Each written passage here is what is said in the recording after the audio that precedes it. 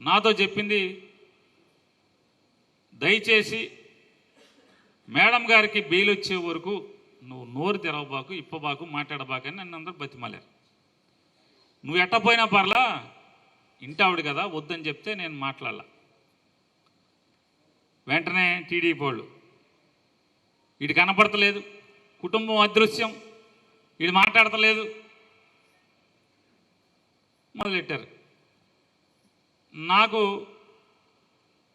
Bail రావటానికి మరొక 2 నెలలు పట్టింది. ఆ 2 నెలలు కూడా హైకోర్టు ప్లేటర్లు కానీ వీళ్ళు కానీ నువ్వు మాట్లాడబాకు, నీకు దండం పెడతానా బాబు, నువ్వు మాట్లాడబాకనే చెప్పారు.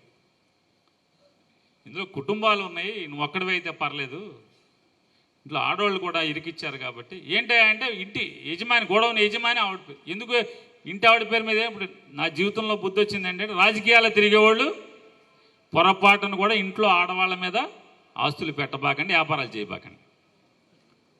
రోజులు చూస్తున్నాం కదా, ఈ పరిస్థితులు ఉన్నాయి.